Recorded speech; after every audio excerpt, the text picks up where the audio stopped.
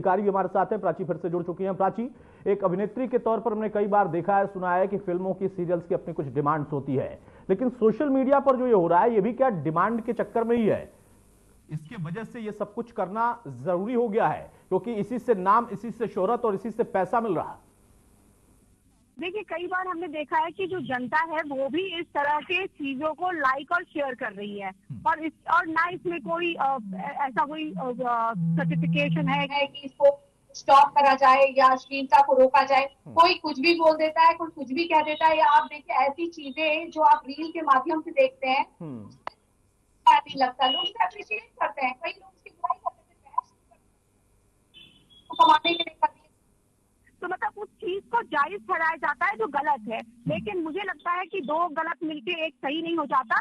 सरकार को इसमें स्टेप लेना चाहिए। जैसे 2000 में हमने याचिका दी थी और इसके लिए ये भी बोला गया था कि भाई हम अपने हिसाब से इसे रन करते हैं, लेकिन बाद में उसे राष्ट्रपति महोदय को दिया गया कि क्या पता इसमें मतलब कोई सर्टिफिकेशन या कोई कमेटी ऐसी बैठे जो इस पे चेक रखे, नजर रखे। यूटीटी हो चाहे यूट्यूब हो, इन सब पे चेक रखना जरूरी है। क्योंकि आज आप देखिए एंटरटेनमेंट के नाम पर, और इन्फ्लुएंसर, सो कॉल्ड इन्फ्लुएंसर, हमारे इन्फ्लुएंसर सरोजनी नायडू हो सकते हैं, हमारे इन्फ्लुएंसर रानी लक्ष्मीबाई हो सकते हैं। ये कौन से इन्फ्लुएंसर हो गए?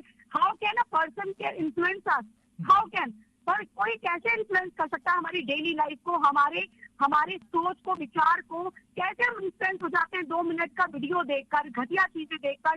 कोई अपने कपड़े उतार रहा है, कोई कुछ कर रहा है, कोई अभद्र बात कर रहा है, चलो कोई गुस्सा आया, हीट ऑफ द मोमेंट पर किसी ने कुछ बोल दिया, आप उसे जवाब दे सकते हैं। लेकिन माँ बाप पे टिप्पणी, बहन भाई पे टिप्पणी, इसे ना मैं पाश्चात्य संस्कृति मानती थी, वहां पर भी इसको अच्छा नहीं मानते। दूसरी चीज है पोर्नो कल्चर है। ये पोर्नो कल्चर है कि माँ का बेटे से संबंध, बेटे का माँ से संबंध। ये कौन सा विदेशों में आपने देखा है? विदेशों में भी अच्छे लोग होते हैं, ऑर्थोडॉक्स क्रिश्चियंस होते हैं, जहाँ पर बेटी बाप के द्वारा दी गई रिंग पहनती है और तब तक अपनी गरिमा को नहीं भूलती जब तक उसको कोई अन्य साथी नहीं मिलता जिससे उसका विवाह नहीं होता। देखिए हमारे भारत में क्योंकि ये वेस्टर्नाइज है, ये संस्कृति है, ये ऐसा है, ये वैसा है करके झूठी चीजें परोसी जाती है, जबकि वो पोर्नोग्राफिक कल्चर होता है। हमें उन्हें भी बदनाम नहीं करना चाहिए, हमें अपने आप को सही रखना चाहिए।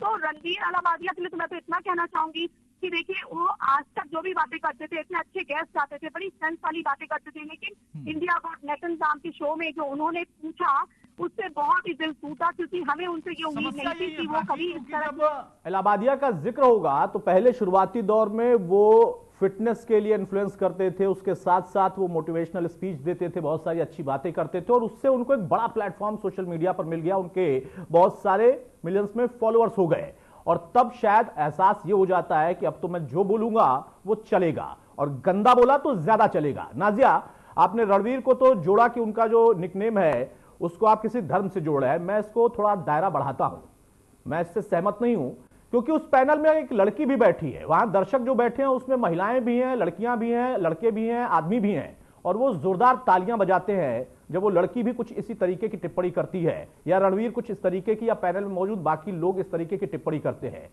इसको हम धर्म के दायरे से निकलकर और निकालकर किस जगह पर ले जाएं, तब जाकर अंकुश लग सकता है, या इनको एहसास हो कि इन्होंने कितना गलत किया? देखिए, अपूर्वा जो उनकी अभद्र टीम की मेंबर रही है,